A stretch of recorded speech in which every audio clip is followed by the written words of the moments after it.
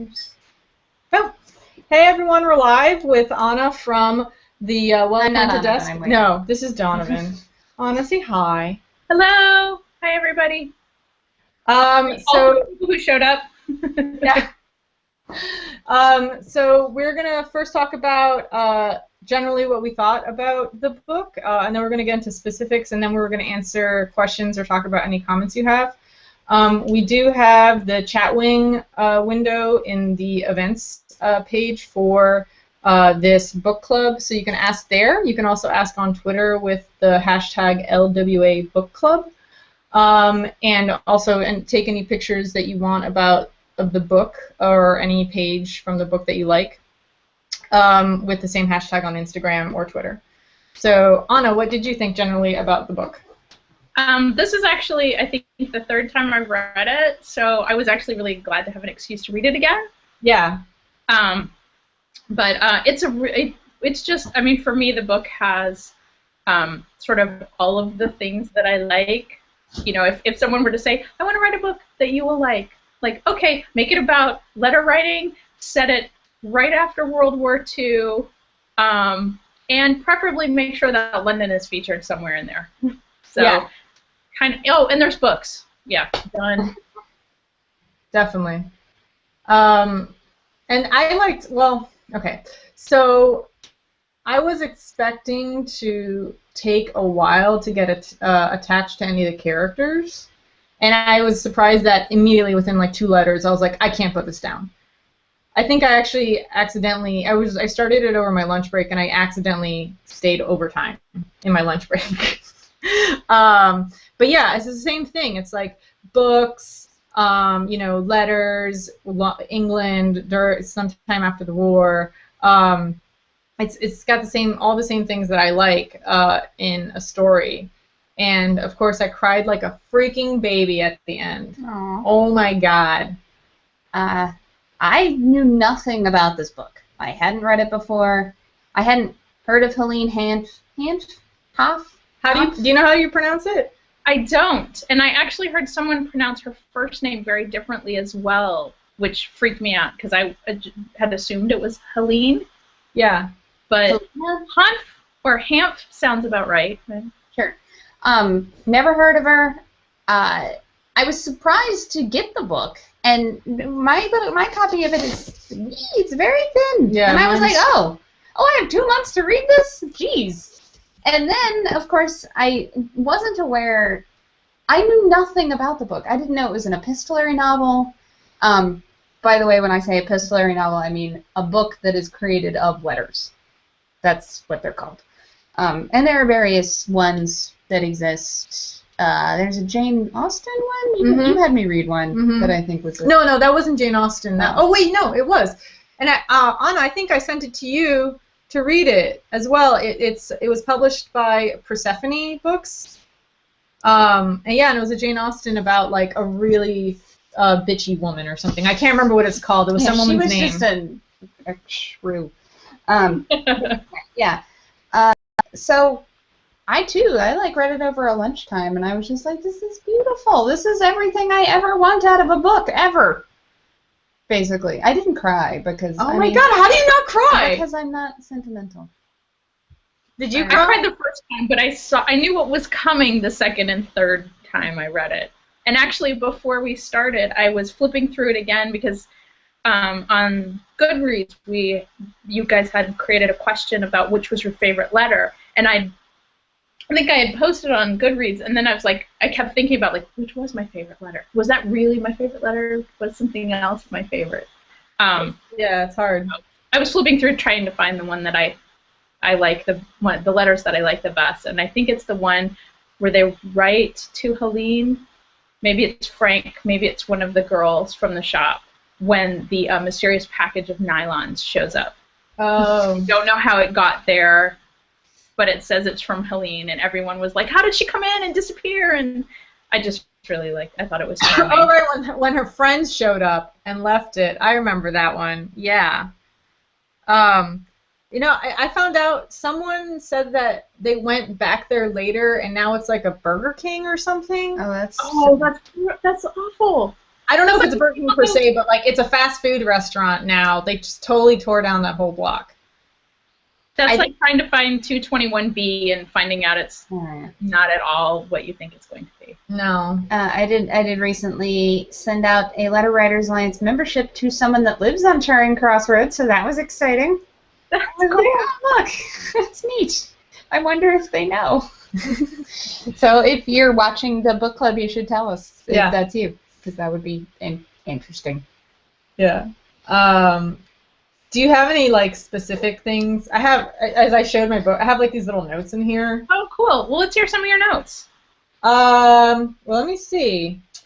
Well, okay. So here's the thing. I am wondering. These are obviously selected. These are cherry picked. You think? Oh yeah. There's like they make reference to letters that we are not reading. I thought they were just lost. Like, couldn't find that one. No, I think she probably edited, and I was just wondering what kind of letters were edited out. That's interesting because I wondered if it hadn't occurred to me that I could tell that there were probably some letters missing. Maybe somebody who had gotten the letter didn't save it, and so when she went to compile the book, certain letters were missing. But I also got the impression from looking at them that there were bigger time gaps as they went on, just as people's lives got busier, and things like there were parts where there would be almost a year between a letter, which kind of made me a little sad. Yeah, but I noticed that, and I was like, I don't think there was actually a year, and there is one point where I think there was. No. There's one where I was like, I cannot believe there's been a year that's passed, and then the next letter from Frank said, one of the books that you requested in your last letter, and I went back to her last letter, and she did not mention that book. So there was some letters missing in between. Yeah, I think they're just missing. I don't think they're edited out. Yeah. And then I really liked it when how he thought that she was his correspondent. He wanted to keep her secret, but then when the Easter parcel came, it's like everyone wrote. I thought that was super cool. That was very nice. And then I can't remember what letter this happened in, but she ended up asking Frank, like, would you like to be the murderer or the corpse in this story that I'm writing? Which I thought was really cool. And also, I don't know. I think I'd probably want to be the murderer in a story. If you had to be a character in a story? If I had to be a character. No. If I had to be a murderer or a corpse in the story, I would want to be the murderer. I don't know. You don't know? I would need more information. What about you? Who's being murdered? From the standpoint of if it was a fictional character and I did not actually have to be either dead or come on. Yeah, fictional. incarcerated at the end. Yeah. I don't know. I'd like to be both. So you'd want to kill someone and then get killed? Or vice versa. So then kill from really dead. Yeah, kill from the grave. That would be pretty sweet, actually. I think that's the way to go with that one. Be a murderous ghost. Yeah. That'd be awesome. Be both the corpse and the murderer. Yeah. All right. I don't know. And then the other thing that I thought generally that was really cool was even though they're completely far apart, that they were both able to connect at the same time, like how we're doing right now, through the radio during the coronation. Yeah. She woke up to go listen to the coronation, and she wrote to them, and I just thought it was really, really cool because, it was like this connecting thing, and she knew that they were listening at the same time. So there was some of that with the Yankees games too, right? Yeah. Mm-hmm. Where they may not have actually been able to listen to the games or watch the games, but they looked them up in the newspaper to find out what the results were. So even if it was sort of a time delay, they kind of tried to keep up with what was important to her. Yeah, yeah. But I think anybody who corresponds with someone, I think, tends to do that. When you find out that someone lives in a certain part of the country and then you hear they have had bad weather, you want to make sure they're okay. Yeah. Whether it's following the weather to make sure that they're getting that cleared up and the roads are opening, or actually, contacting them in some way and being like, I hope you're not snowed in Boston. Yeah, exactly. I was really surprised. I mean, this is going to make me sound completely naive, but I was under the complete misconception that after the war ended, so did rationing. No, it stayed around. I had no idea before Yeah. reading this book that there was still rationing. Because, I just, 1945, okay, we're done with that. No more victory gardens. It's, everybody's hunky-dory now. No, I realize that that's a completely naive thought now. Yeah. But I had no clue until reading this book. I can't remember when they ended. I think it was like in the 60s or something. I don't. By this, it's like by 49 or 51, they're like, you really don't have to send us stuff. But they were still being rationed for sure. Like I think fabrics and stuff were rationed more than food. But I think it was close to the end of the 60s because that's why there was so much. As much as I understand it, because my history of England kind of stops after World War II, but I think that's why there's all that turmoil in England during the 70s is because they had just gone off of full rationing and it kind of got all screwed up. Huh. Yeah. I don't know anything. Anyone on the internet, please correct me because I know I'm wrong. So. I do know that as far as I recall, rationing lasted at least 5 to 7 years, at least, for big things like eggs and meats and things like that. Yeah. And then I think it slowly, like you said, sort of things were eliminated from the rationing list until it was just little things. But I know that especially London was so damaged after the war. People had to rebuild homes and buildings, and so. I mean, it's like how Frank has a second wife because his first wife died during the war. Yeah. But it's kind of I enjoy that part of the book in that you sort of get almost like a first-person account of sort of life at that time in a way that a history book would be like, well, they were rationed for another 7 years. Well, you don't kind of get the whole feel until you think about people who have to go through holidays with no eggs to make a cake for someone's birthday, or have a nice piece of meat for a Sunday dinner or something. It's like, oh wow, okay, it's a lot worse than I thought it was. Which is why letters are important. Yeah. Social history. Social history. Yeah, for sure. I remember I was talking to one of the students that work at my library, and I was telling him I really am into the home front and history and all that kind of stuff for England and World War II, and he's like, oh, so you're the one that's reading the letters and the pamphlets because that's the only place you're going to get that info. And I was like, yeah, exactly. Yeah. So were you able to narrow down which one was your favorite letter? I'm still looking for it, but it's the one about the nylons. Oh yeah. Kathy and I's favorite letter is the same. Yeah. Individually of one another. Yeah. Really? Which one? We like September 25th, 1950. And someone else, I can't remember who it is, and I'm sorry for forgetting, said the same thing on the Goodreads forum. It's the one where she says she could go down the street to go buy this book, but from where she's sitting, 30 blocks or whatever. England is way closer to her. And I love it because I feel that way sometimes. Oh, you yeah, know? With letter writing, for sure. Yeah, I don't have to leave my chair, and you're right there. Mm-hmm. And it's difficult. I'm gonna go outside. I'm gonna put on pants. Go out there in the world? No, it's not happening. Things might be required. But yeah, I mean, that was just, I love it. It's so good. I'm curious. In your books, did you guys have photos? No, you had photos? No photos. Yeah. There's actually, this is a picture of the inside of Charing Cross in the 70s, and there's actually a picture of Frank in my book, which I really liked because I have to admit, on top of having read the book again, I went and watched the movie, and I don't know if we want to get into that, but I want to hear your opinions on it. I didn't have a chance to watch the movie since I was traveling this week, but I want to get your opinion on that. I'm shaking my head no. And here's the deal. If you like Anne Bancroft, go for it.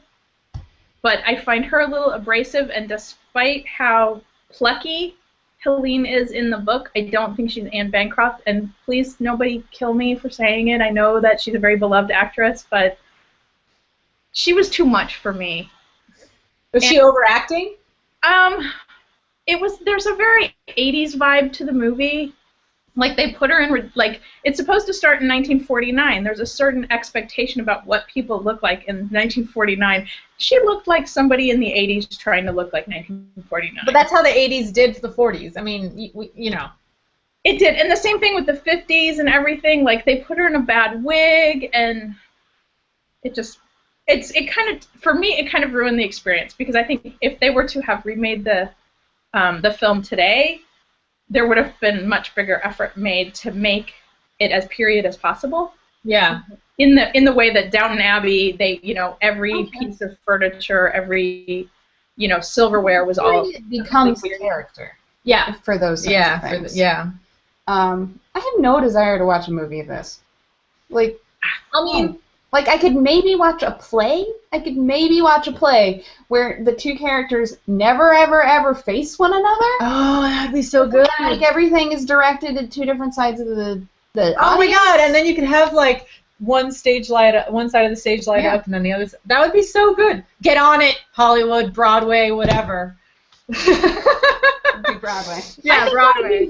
That would be really interesting, because the way that from the Marx and Company, different people write the letters. As the light dims, it's Frank, and then when the light comes back up, it's Cecily.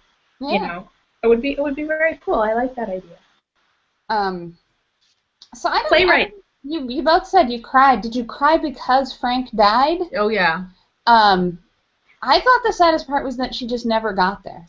That's what made me upset, is that he died. Not so much that he died, but that she never even got there after that. No, she does. There's a second book that people kept saying that we should read, and I never got to reading it. I like it better when she hold on, goes. the chat. I can't remember what it's called. The second book is was it The Lady of Bloomsbury, or?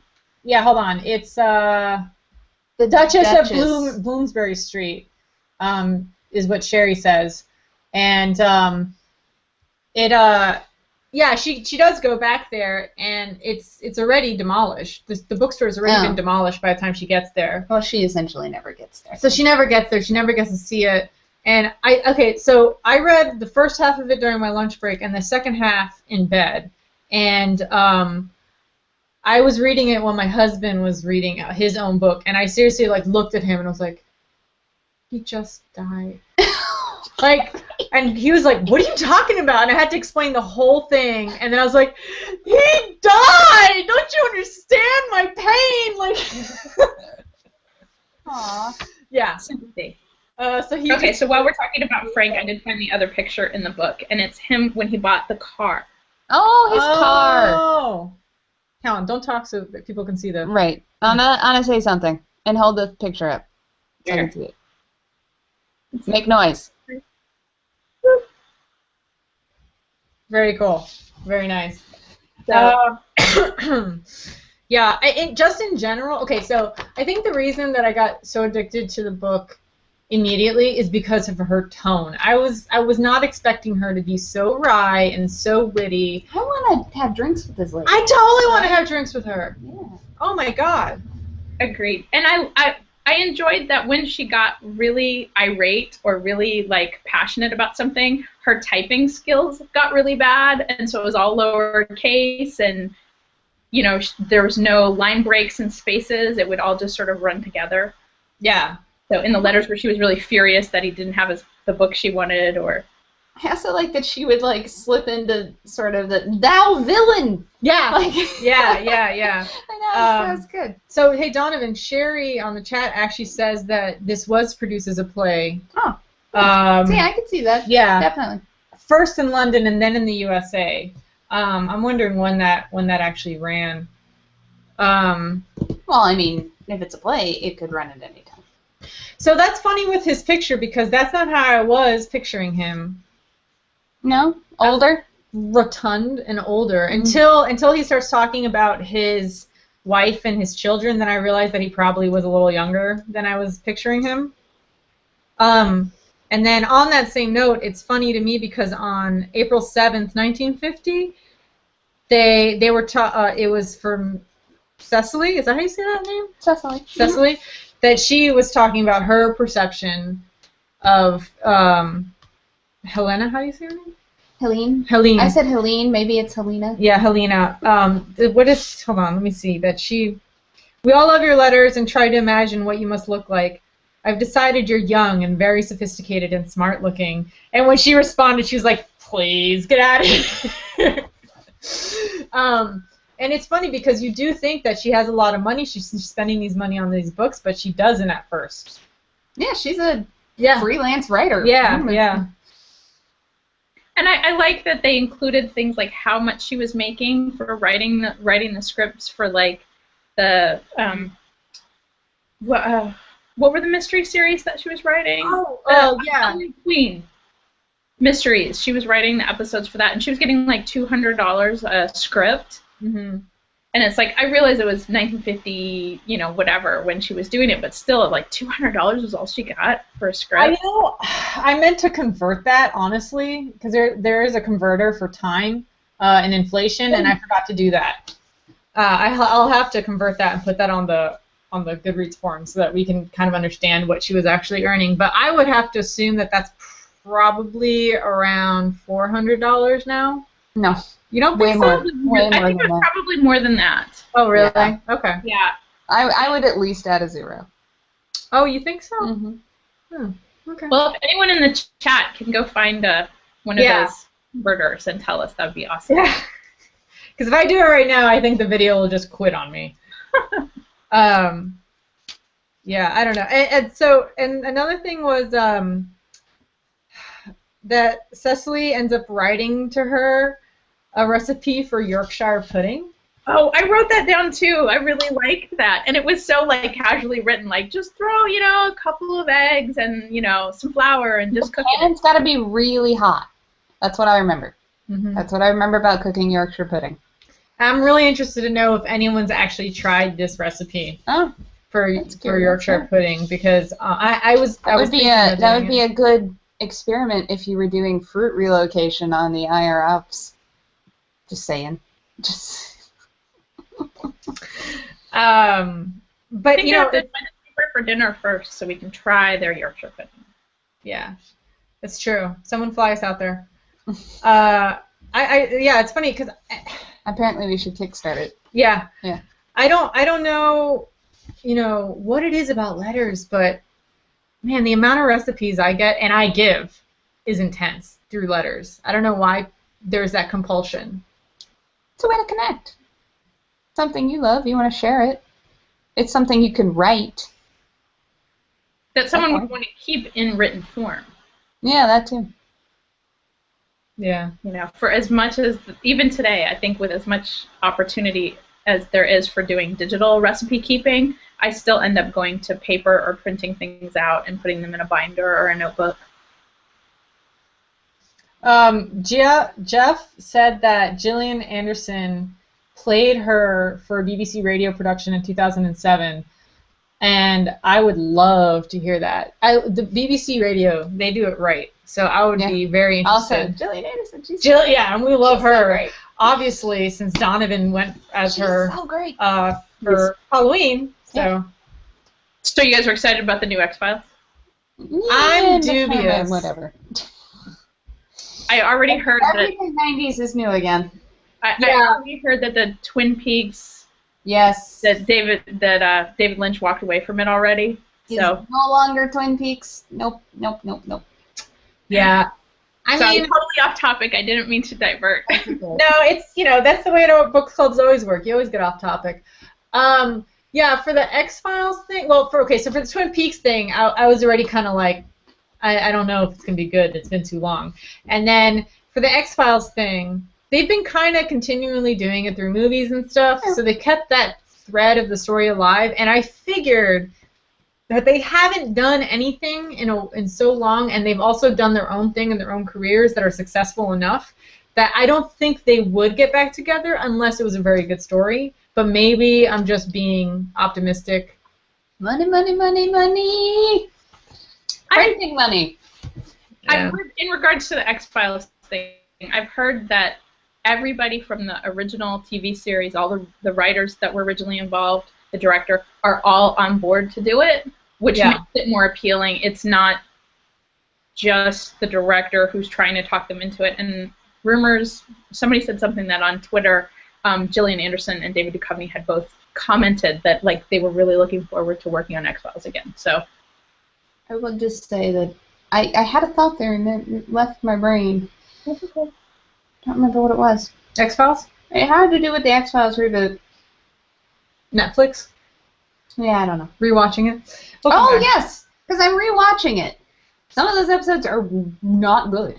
Well, they are way bad. You do like 22 episodes in a year. They're so bad. They're gonna, but this is why I'm excited, because they're only gonna do like what, six or something. Yeah. So they don't have to do fluff and filler. They're like, we're gonna do six. They're probably gonna be good, hopefully. You know. My problem is that I like the filler way more than I like the storyline. I hate the alien storyline. No. I hate No. The filler ones are not. I'm just like Catch a Monster. The filler ones are not bad. Like, come on, dude. It's the ones where they're campy and they're having fun. I don't consider those fillers. I consider those the ones that they actually really wanted to do. That's not what they're gonna make. Don't do that. No, they're not. They're gonna like try and wrap everything up and. No. I hope I'm wrong. Let's talk about the book again. All right. Okay.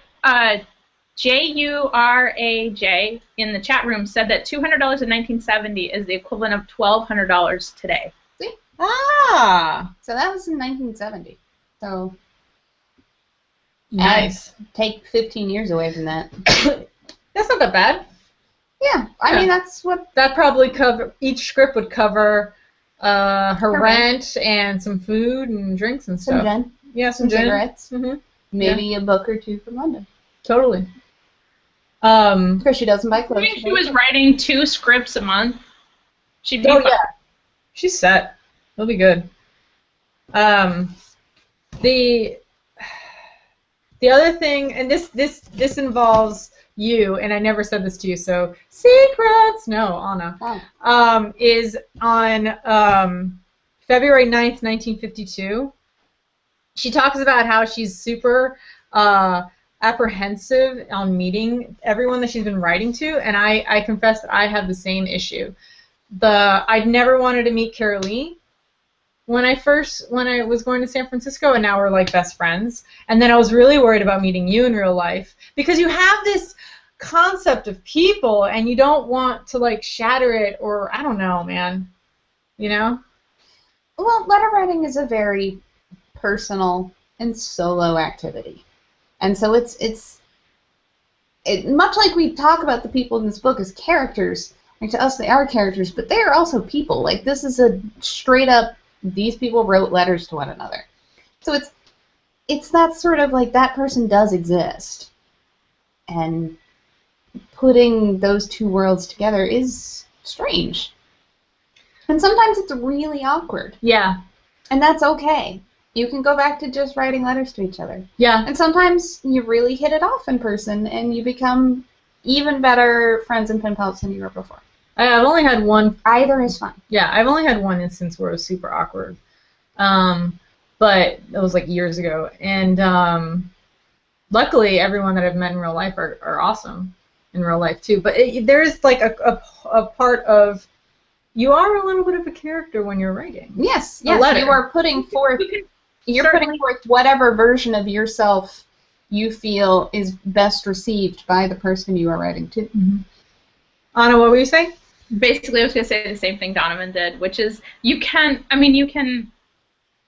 put forth a certain perspective, a view of your personality. Like if you are corresponding with someone who particularly, has been writing about work, you can talk about what you do, and that can be kind of the focus of the letters, so they don't know anything about your personal life, or vice versa. You talk nothing about what you do for a living, and then when you meet in person, a lot of that other stuff sort of comes out much more quickly, and you discover, oh, they like dogs. I'm not a dog person, or like those like weird little things, and you're like, it's not that, but do you know what I mean? Like, oh, they don't like coffee? How could I be friends with someone who doesn't like coffee? But that's another thing that's really nice about letter writing and the pen pal sort of relationship, is that you end up creating relationships with people that you wouldn't necessarily have. Yeah, or you wouldn't actually be friends with in real life. And you end up being friends with them before you discover that they don't like coffee or that they are of a different political bent. Those things. Yeah.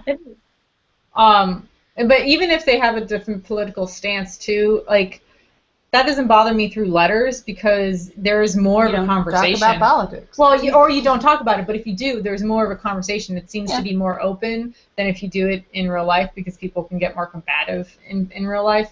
But I mean, one of my our personal both of us write to him, Caesar. He actually like straight up says, "I don't want to talk about politics. We're not going to do that." And it's like, okay, dude. So I have, to this day, I've been writing him for maybe 7 years. I have no idea what his political stance is whatsoever. So I don't really think I talk about politics with many of my pen pals. Yeah. It's just not a topic that comes up a lot. Yeah, it doesn't. But it's not a topic I talk about a lot with anyone. But sometimes it's hard to skip over it if there's like a presidential election, which is when he said that he doesn't even feel like talking about it. I think is when that happened. Yeah, I don't know. It's so it raises the question: if the characters in the book had met in person, do you think that they would have ended up being as friends?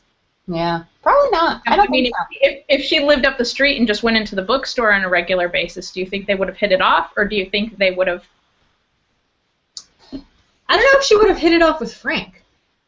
I think she probably would have hit it off with with what's her face, the Cecily girl. She seemed to write to her a lot on the side. I don't know. I mean, she certainly. If she was a regular, but she wouldn't have had the same kind of relationship. Like, I mean, what was it? The woman who was living upstairs made her a doily.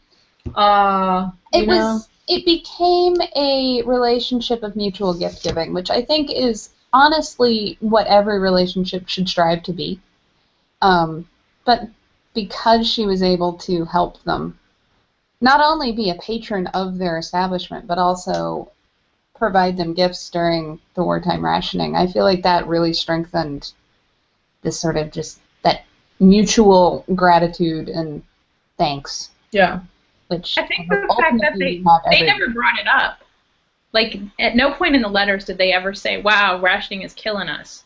She took it upon herself to, despite her sassy sort of letters and what is taking so long, had a very soft side that said, hey, I know these people are over there suffering. What can I do to help them? Yeah. Kind of cool. The other thing I found interesting, though, was just the amount of people that she went out of her way to write to. Like, that were connected to these people. So it's like, oh, please give me this woman's address. I can't remember the character's name now. This woman's address who did the doily. I want to write to her personally. The woman who did the tablecloth, Mary? Yeah. And then she wrote to the daughters. Like, if she knew them in real life first, I don't think she would have branched out as much as she did in her friendships. Maybe. That's interesting. Do you think some of that might also be part of the period? Because there were lots of very, like, as much as I think the other staff wanted to write to Helene just because they saw how much Frank enjoyed her letters, but they also wrote thank you notes. That's how their correspondence started, was they all wrote very lengthy thank you notes for the gift baskets. Yep. Yeah. And people don't do that as much now. It is true. It's true. And didn't they write the thank you notes because Frank wasn't in? No, I think one of them even says, Frank doesn't know I'm writing you, but I needed to thank you. Yeah, but I thought it was because the gift basket came and Frank had left on a buying trip or something, so no one was able to write to her, so they took it upon herself to write to say, we don't want you to think that no one's appreciating this basket. It might have been another one altogether. See, and I read that as Frank's out of the office, so I'm writing to you because he won't know that we wrote. Oh, okay. So maybe I just misread it. Yeah, well, you read it 3 times, so I'm going to believe you on how that went. But it doesn't take very long to read. You could read it again, like 2 more long hours, and you're done. Definitely. Did you read the sequel?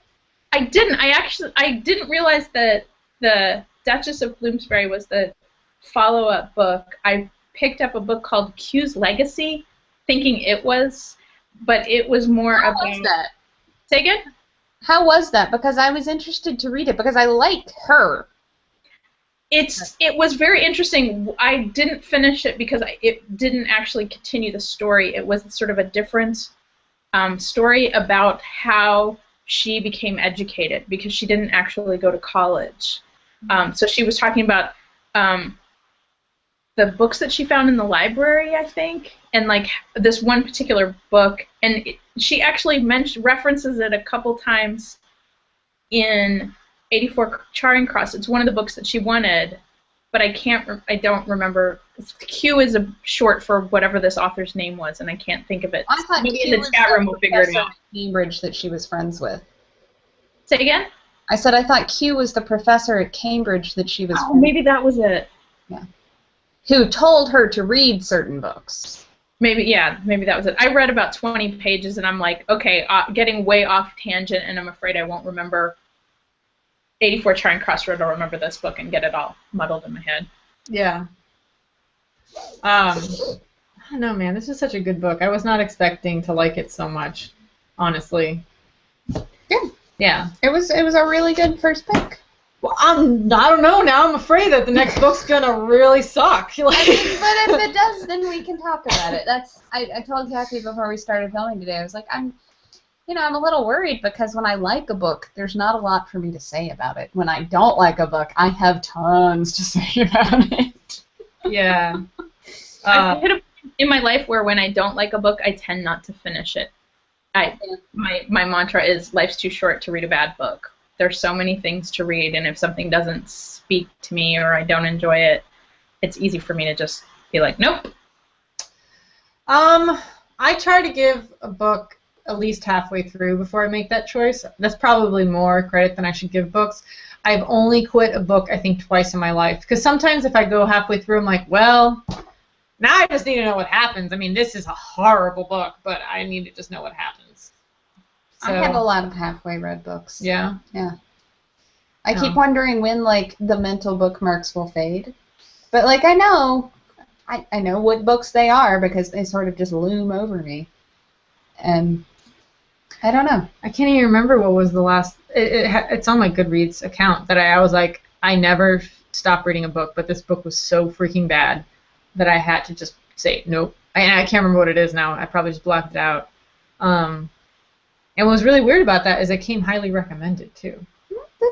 Some things just aren't for everyone. Yeah. I've also heard that some books have to come to you at the right time in your life. You know, there's some books that you read maybe when you were in high school or in college that if you read today would not have the same sort of emotional impact for whatever reason. Yeah. I 100% agree with that. Mm-hmm. Like if I try to reread books that I really, really liked in high school, and I'm just like, the heck was I thinking? Oh my god. I can't even think about what those books would be right now. Are there any questions in the chat? I can't read it. I'll see. Please discuss with Anna. Discuss with Anna. I was going to check and see if there were questions on the Twitter.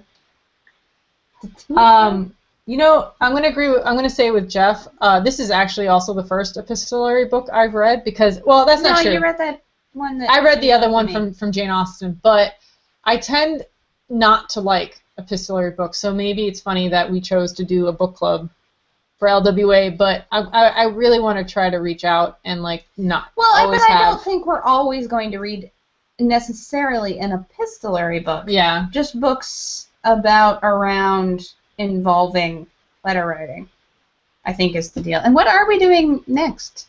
Did we pick one? No, we haven't picked anything yet. We didn't pick one. Sorry, guys. I recently heard someone say something about, especially in fiction, a lot of times epistolary novels are hard to do because you get to a certain point where action is happening and you can't really have someone stop and be like, I must write this to you while I'm being chased, you know, or you know, in the throes of a dramatic situation, I had to stop and write this letter to you. So it kind of takes there's some times where they feel very awkward, like epistolary novels. In this case, because it's nonfiction, these letters actually happened. They aren't much like trying to carry a storyline. Right. You know, like sort of life unfolding. Yeah. Yeah, so I'm going to ask if people have any questions because I don't see any in the chat right now. I did see that, hang on, Anna Campos was asking what tin of tongue was. I saw you got the answer, but I'll just say it in the video too, that it's literally just a can of cow tongue. Oh, yeah, tongue meat.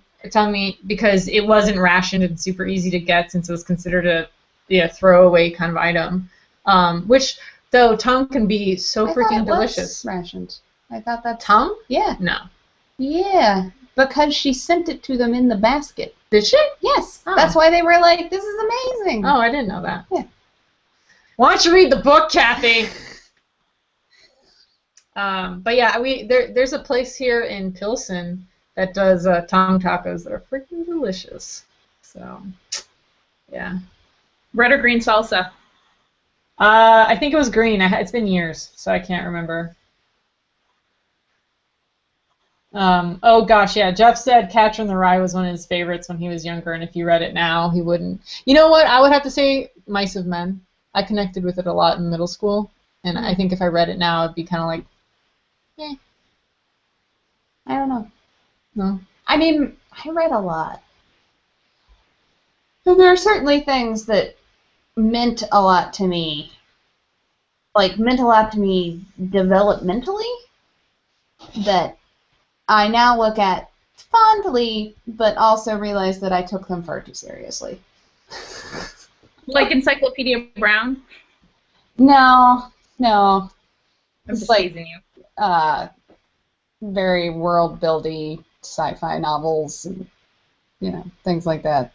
Like, I think if I had read, for example, Stranger in a Strange Land in high school as opposed to after college, I would feel much more favorable towards it than I did. But having already had my own sexual, awakening or whatever, I thought that would be dumb. Sherry was mentioning that she thinks that Helene was worried about being not sophisticated enough for the book people's experience, which I did see that a little bit in there. She's very self-deprecating. Yeah, so then she was wondering if it has to do with her not being comfortable in her own skin in general. But she says that she thought that they would still have been friends just because they liked books. So I think she had a lot of that insecurity of she didn't go to college yet. She was in a sort of writerly, scholarly, profession, and was also a woman at that time. So she probably had certain hang-ups about things. But to my mind, she did quite well by herself. Well, I mean, writers in general are not the most self-confident people in the universe. So, in the chat, Sherry mentioned just a comment, but no romance. A lot of people, I think, who've read this book wonder if there's a romantic aspect to the relationship between Helene and Frank. Nah. I don't. I think it's it goes back to, I think it's the age that you read it at, that whole idea of connecting with someone of the opposite sex across miles when you're in your 20s is probably you're a lot more sort of romantically inclined, I think, in your 30s and your 40s, as these characters were. I think that, she knew that he was married and that he had kids, and I think it was more of a charming flirtation. She was a little flirty in her letters, but I don't think there was a romantic. I think she would meet him and his family, and I think once Nora starts to write letters as well, I think it makes the family dynamic more real. Yeah, definitely. No, I never even the flirtation that I see is the flirtation that I give any person in life. I didn't see it as flirty. I just saw her as being quick-witted. I didn't see it as but in But she's a writer. I She's mean, going to be like, you know. I guess flirtation. Trying to impress with the words. Yeah. I mean, I think she'd be just as flirty if it had been a woman who was answering. Yes, that's my point. Like, it's a charm aspect more than a romance aspect. I mean, and the situation is romantic. Mm. Sure. Yeah. Again, like with the whole.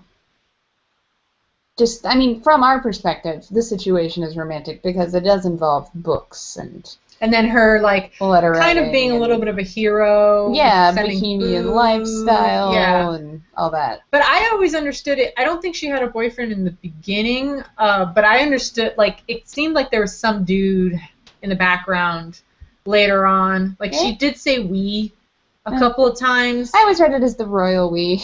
No. Me and my gin bottle. I mean, did you see that? Did you feel that she had someone she was attached to? I didn't ever get the impression.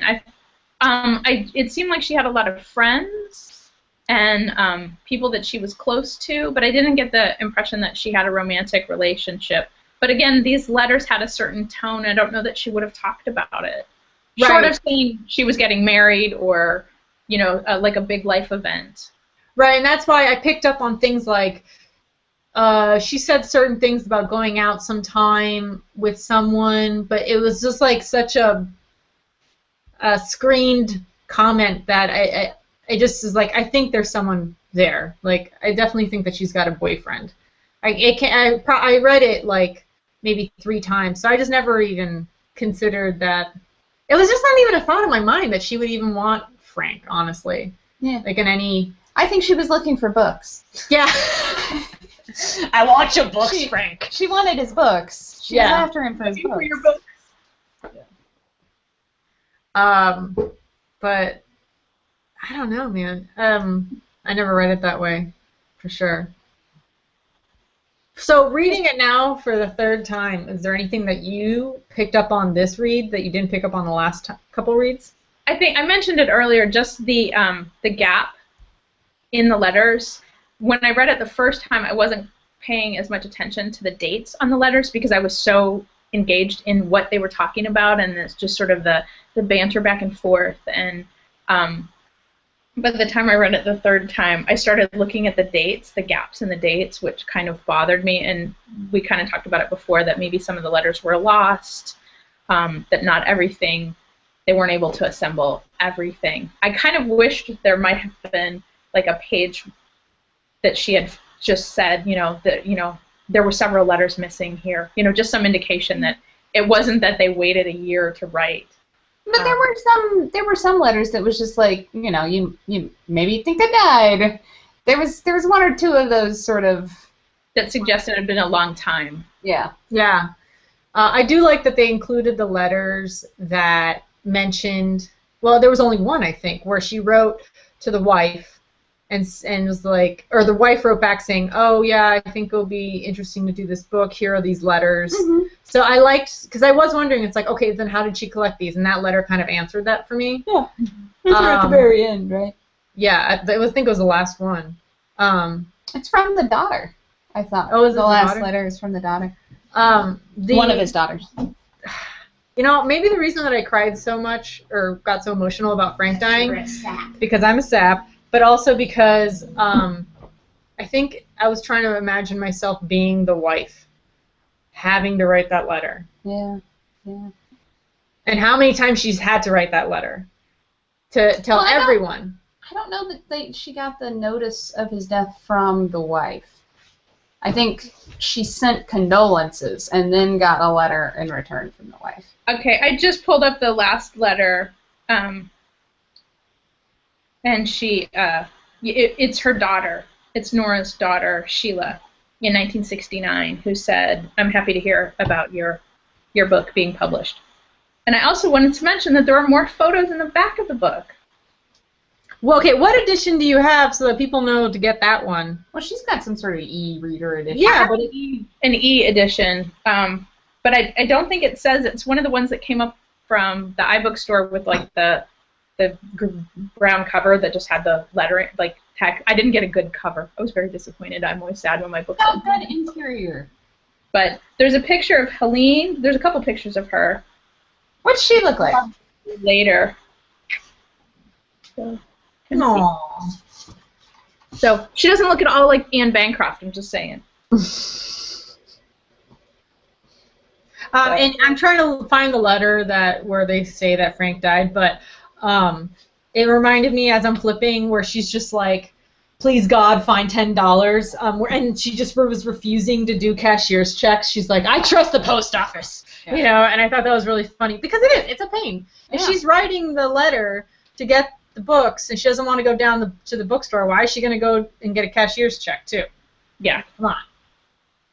And I mean, even in 1950, 1960, like in some cases she needed like $4, which even then might have been like $20, but it's like, I mean, if you'd asked me to go get a cashier's check for $20, I'd be like, really? Can I just throw 20 in there and hope it gets there? Mm-hmm. You know, Right. it's not so much money that I'm willing to like. It's not like $300 or $3,000. Yeah. So okay, Donovan's right that the wife did not alert her. Inform. Yeah. It was from Joan Todd, who's the secretary, and that is on January 8th, 1969. And it was Dear Miss, which I think sucks considering, like, the whole tone of this letter sucks. And I think that's what it is. Like, everyone's calling her by her first name, and then the addressee here is, like, Miss H. whatever, however you say your name. And it's like, Dear Miss, I just came across your letter that you wrote, and it's with great regret that I have to tell you that he passed away. And the funeral already took place and all this stuff. And it's just like, it's kind of a little bit of a cold letter for such a big thing. I think that's probably what got to me. And then the next letter is the wife, you know, writing a response to condolences and just how many... And you don't get her condolence letter in here. Right, you don't get the condolence letter. But, you know, and then so then in my mind I was thinking, God, how many times she's had to respond to these condolence letters. Yeah. That particular letter, while it broke my heart to hear that he had passed and they didn't really have an opportunity to sort of talk at length, like a longer illness where she might have been able to write and tell him how much it had meant to her to correspond with him all these years. But I read the letter from the clerk or whatever at the bookstore in that very, like, somebody who doesn't know and is trying to be very judicious with her words. So I just, in my head, was just sort of like, you know, sort of a middle-aged English lady being very proper. And do you know, like, no emotion in the letter, like, here's the deal. Do you still want that Jane Austen book? Mm-hmm. Yeah. I didn't take it quite as her being cold as much as trying to be very professional about everything and not knowing that there was this huge relationship, this huge history of... We don't have any... Joan is not on the list of people employed by that office at the beginning. No, she's a she's just signs it as signs it as the company and then says her name as a secretary. And I think it was just such a startling change that before I even read the letter, I knew what was coming because the change of tone was so apparent. So and you know, so Jeff was saying that on January 8th in that same year, she jokes like, oh, still alive are we? And then a few months later, he passes away. And when she wrote, still alive are we? And I read that letter, I was like, oh, crap, he's going to die, isn't he? Like, I don't know why. So, yeah. The one thing that I was wondering about Joan is, there was one page where they all sent like a thank you note for one of the early baskets, and there was somebody named J. Pemberton, and I'm wondering if J was for Joan and if she had married. She actually says something. J is for a female name. Janet. I remember that. Janet, that's right. Okay, thank you. I couldn't remember. I was wondering if it was, because I think then the tone of the letter would have been a little bit more like someone who had known her for a while, or known of Helene. Yeah, there's lots of stuff to like about this book that is sort of just I hope ancillary. we haven't given anything away for anyone. I mean, we have. He dies. I'm sorry. We told you, but it's still a wonderful story. And Well, no, I mean just the little bits, like the one that like goes off to South Africa and they never hear from her again. No, they do. Well, they didn't hear. They heard like little things that she did come back and then she left and went somewhere else. Yeah, or the fact that Helene gets the like invoice or whatever, and she reads the last names of the people that actually own the shop, and she freaks out about the fact that they might be Jewish and they can't eat the things that she sent. It's just so great. I don't know. There's just really nice little things in it that, because it's real life, because it's mistakes are made, and not everything is wrapped up nicely. Yeah. Sometimes it's wrapped up in a book that you wished you could have read the last page. That's another letter I really like. What kind of heathens are you? Yeah. Wrap up the book in the pages of another book, and she's like, and then I was reading and I needed to know how the battle ended. Yeah. And I can't remember what Frank's response was. It's like, oh, they're a piece of crap books Like, yeah, anyway. no, really, you those books could not be saved. And I was just like, no, don't do that to books. Yeah, but it's funny that they But were. again, it was probably still during the time of rationing, so they probably didn't have a lot of money for butcher paper, and so if those books had been damaged in any way, at that point it was just paper to them. True, very true. And they had a lot of it because they're in a used bookstore. For sure. What are you knitting? I'm working on a sweater. I ripped out another sweater that I had knit, and this is the Funky Grandpa sweater. So here's the armhole, and I'm about halfway down the body. Oh, it's a top down? Yep, top down. So here's the back of it. And yeah, it was one of those ones where you kind of start and do the back first, and then you pick up the stitches along for the strap, and it's going to be like a V-neck sort of boyfriend grandpa sweater. Sweater or cardigan? Cardigan. Okay. It didn't look like it was connecting in the front, so that's why I was asking. No, I have to go back and pick up for the neckline, and the sleeves have funky stripes on them, so it'll be kind of fun when I'm done. It's on Ravelry, Funky Grandpa. Cool. Yeah, I had to take a break from knitting because my hand was sore, and we have L.W.A. has a Ravelry group for people who knit stuff and go ahead and mail it. And I went back onto that group and I was like, oh my God, there's tumbleweeds in here and I've been neglecting this.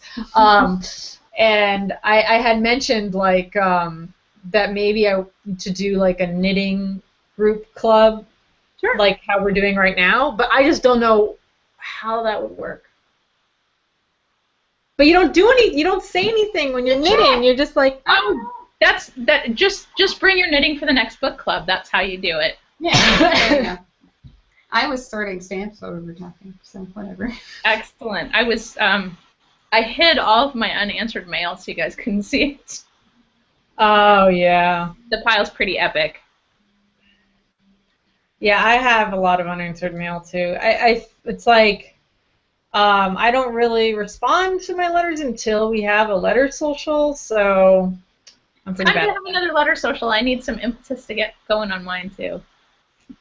Yeah, I don't know. Donovan and I have to have a meeting soon about when we try to plan 3 months in advance. We have meetings about meetings. We have meetings about meetings, and so we try to plan 3 months in advance. And I don't think we have a virtual one. We're coming up on it, so we'll be putting things out soon-ish. Yeah. And we're trying to do a Chicago like in-person social, but everyone that we're getting in contact with. Yeah, maybe we'll just do a virtual one. Yeah, who knows? Everyone we're getting in contact with that we have done socials with in the past, it's like they're totally MIA. We don't know where they are. Crickets. Yeah. Crickets. We're trying.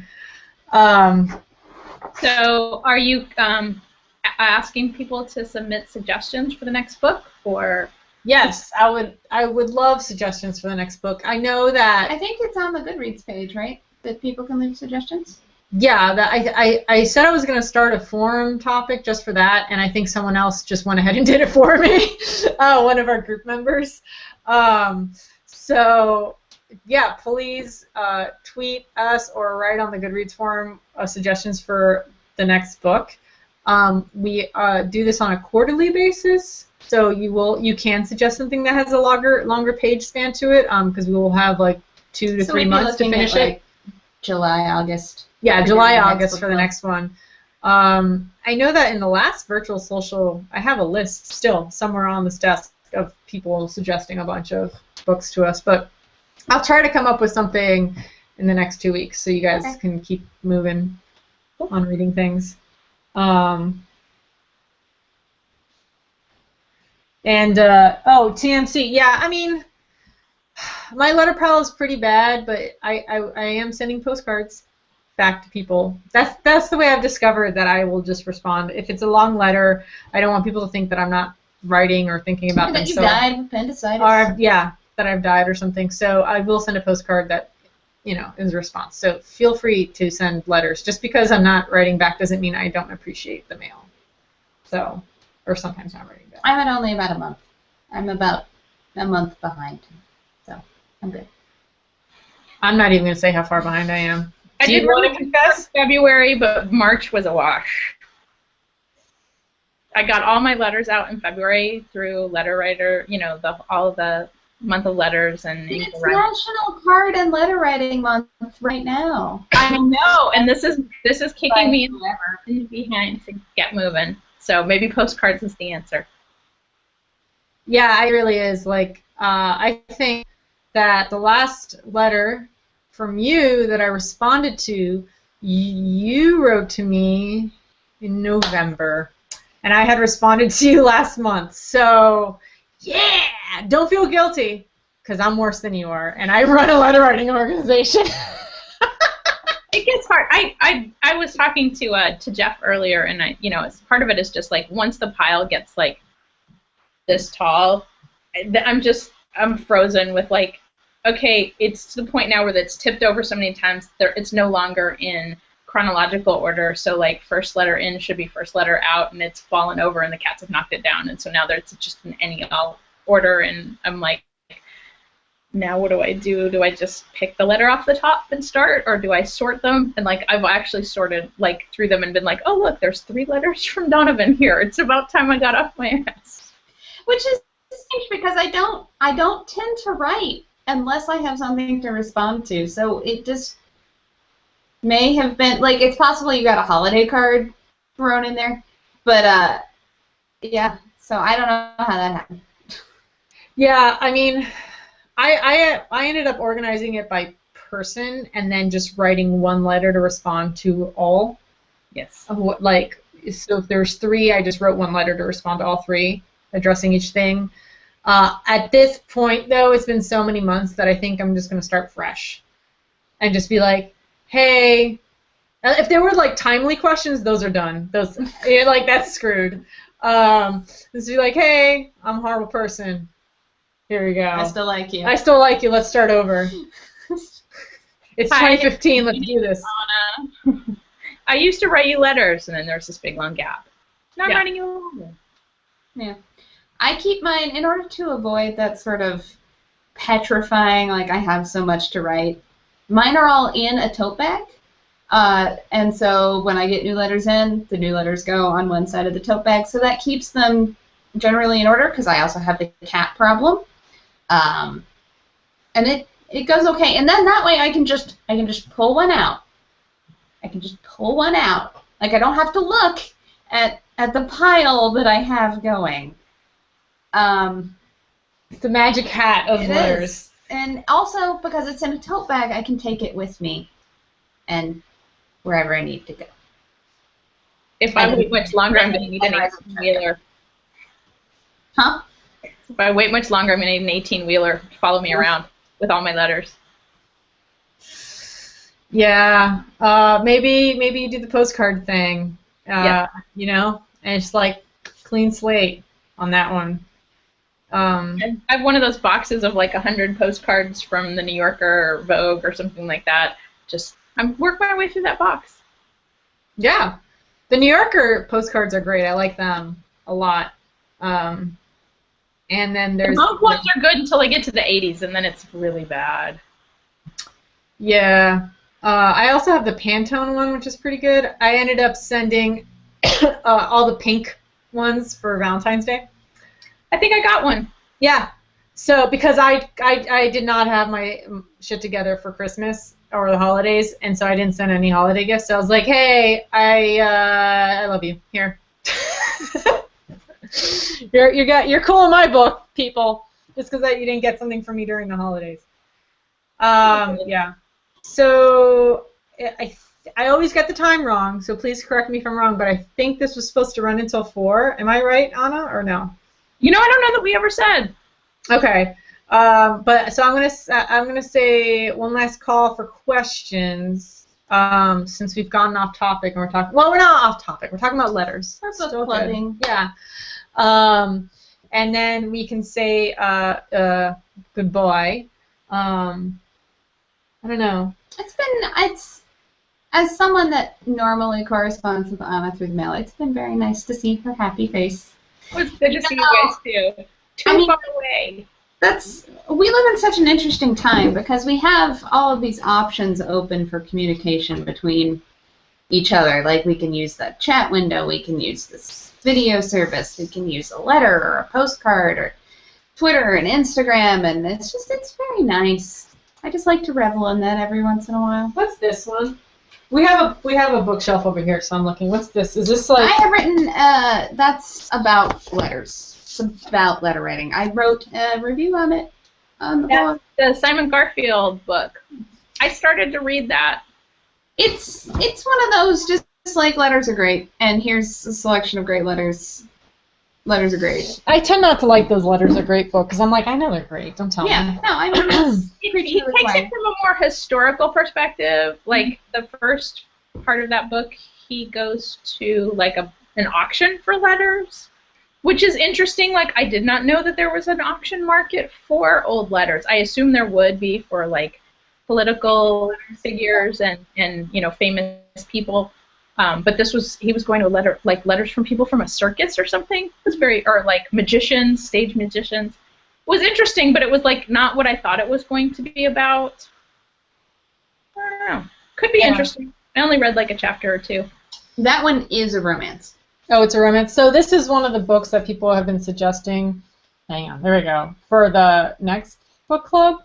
Like, I haven't read it, but I think a lot of people have already. I've read it. The audiobook for it is amazing. They got several different readers to read the different letters. So imagine if they had a voice to read Helene's letters and then someone to read Frank's letters. Yeah. That's how the Guernsey Literary and Potato Peel High Society audiobook was done. And the people they got to read them were fascinating. The book does have a romantic aspect to it, but it also treads a lot of the same territory. In terms of time, it's during World War II on the island of Guernsey when it was occupied by Germany. So yeah, so there's a whole lot of things I think Kathy would like. Yeah, it was fine. I read it at some point. Well, I wouldn't want to do something about World War II so close after another one, but I also am afraid that it's been out for years now, and so I'm afraid that a lot of people who like letters have already read it. How long was this book out? That is not an argument. That has been out for 40 years. There, see? Okay, but it's been out for so long that it comes back around to not enough people reading it. This is like contemporary, and so anytime anyone suggests it for the book club, they're always like, "I read this was great," and I would prefer to choose a book that not a lot of people have read. I don't know if that's possible. Well, or not. Somebody's gonna have read it. Anna read this book 3 times. Yeah. But you also realize it was a very short book. It was easy to read. Yeah. It was a great clean read. Kind of went through an airplane. Yeah. So if people would like to recommend books that are not the Guernsey Literary and Potato Peel Society book, that's so freaking long. That's very long. Then please. I don't think that that's what I would end up doing for the next one, but we'll see. Jeff asks in the chat room, would you ever publish any of your letter correspondences as a book? Us? If we would or if we have? If you would. So before 2011, I did not save letters, which is terrible to admit because I'm constantly preaching the social history aspect of letters and people's just general correspondence. But I'm not sentimental, as was referenced earlier. I'm just not that sort of a person. And I save them now simply because we have a letter writing organization. Eventually, I think it would be fun to have a sort of archive. So I have the letters that are in response to mine, but I don't have mine. Like, I don't keep copies of my letters. So that would be a nightmare. Yeah. To try to go through. I've actually heard somebody suggest taking photographs with your phone of your letters before you fold them up, so that you would have documentation. But no, yeah, I don't journal because I really don't want to ever revisit what I've written. She's so funny because when Carolee comes and visits us in Chicago and we go out to a bar together, it's like Donovan talking to us while Carolee and I are in our journals writing or sketching or whatever. But then when we talk about some project that we want to work on together, she's like, I don't remember that. We're like, maybe you should write it down. I have them.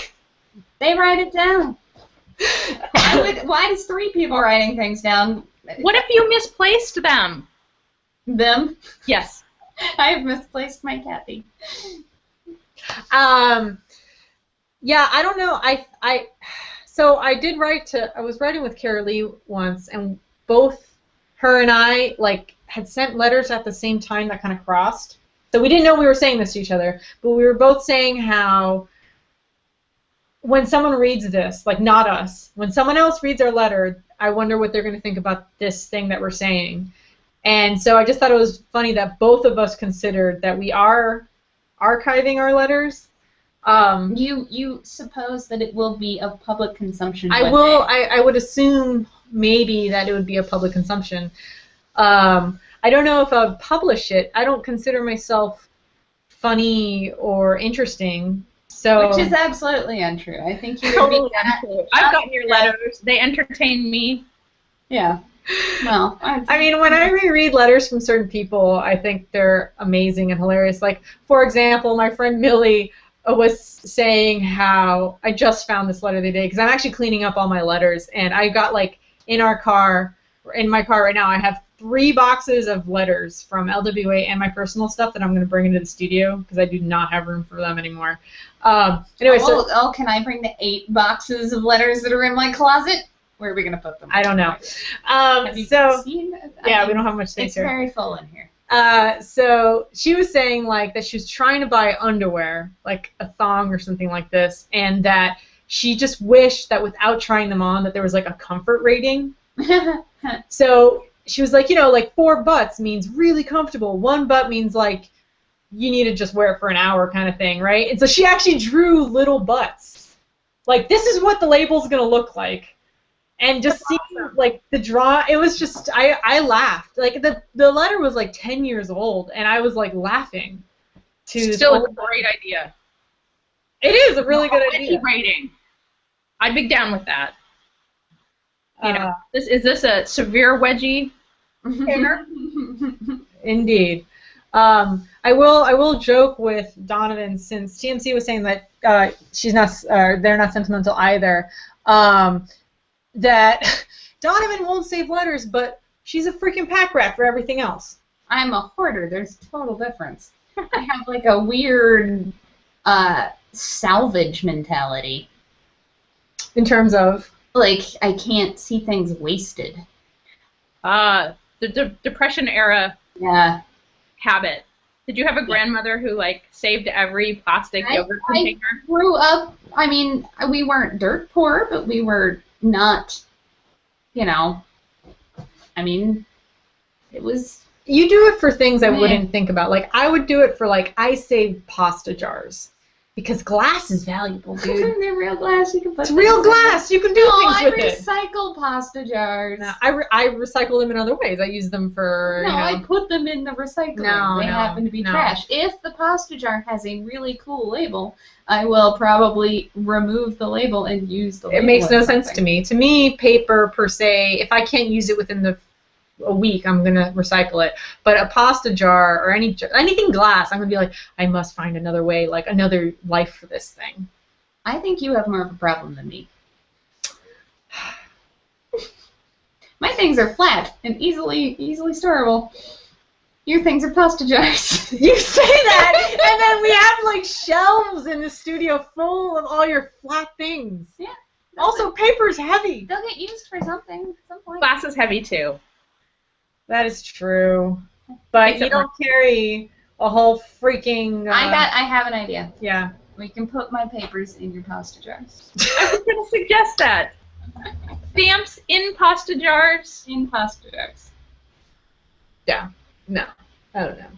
Yeah, so I don't see any questions. I see that TMC suggested L.W.A, which, yeah, I've seen other people recommend that one. What is that about? Anna, have you read that? Yes, I have. It is, for anybody who's a wordy, you'll really enjoy it. It's, actually, I think Donovan will like it because it's a different world. It's a different world. I don't want to give too much away, but it's a world in which letters start to vanish. I think I've read the flap copy on that, and I haven't read it. Maybe that's what we'll do next. I mean, we also have a... It's not a long novel. It's pretty short, and I really liked it, and I was surprised how much I liked it because the title doesn't necessarily suggest what it's about. The title is one of the characters' names. Her name is L.W.A. Oh, okay, cool. Well, the other thing I would have to consider is it an okay book for summer reading? Because it's going to fall over summer, so. Yes. It's not weather specific. There's no snowstorms. Although sometimes in the summer you want to read a book with a snowstorm. Yeah. I need to think about because you tend to read more chunky and wordy books during the winter since you have all that time in the universe. There's a lot of plays on words in it and pangrams. So the quick brown fox jumped over the lazy dog. Yeah. It's not a very long book in the way that 84 Charing Cross is only 120 pages or something. I want to say L.W.A is maybe 120.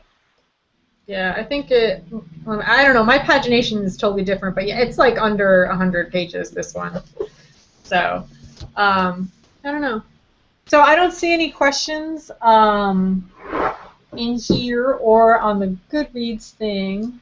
So I would say that we could probably call it a time. Yeah. Cool. This is fun.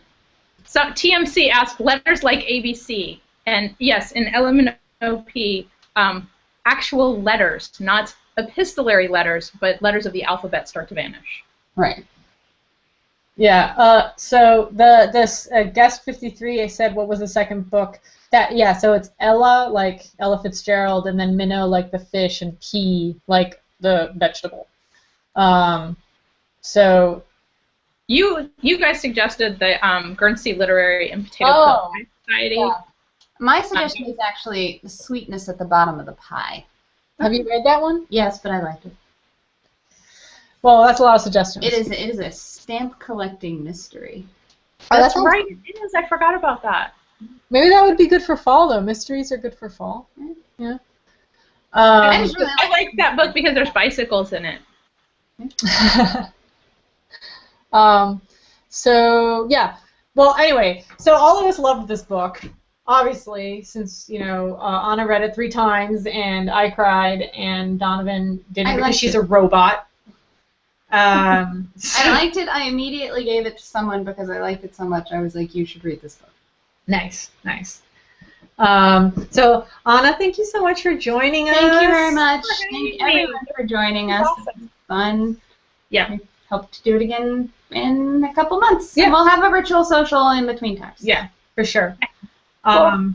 And then you'll probably so wait, Anna, you're gonna be going to the Pen Show next week. Yes. And then are you gonna be doing a blog post while you're there, or when you get back? I'll probably have a few since Friday falls in there, and I always do my Fashionable Friday, but I don't know what that will be this week. Is the Crackers Pen Show podcast from the Pen Show, is that going to be live? Because it's going to be video. It's I think they're editing the video, so I don't think it'll go live. And you had to have backed the Kickstarter to get the video, but anybody else can listen to the audio, which will be episode 150 of the Pen Addict podcast. Oh, perfect. Available on iTunes and wherever you get your podcasts. Awesome. All right. So yeah, thanks everyone for joining us, and I will announce on Twitter and the blog what the next book will be. I think that it looks like we're leaning towards LMNOP, but we'll see.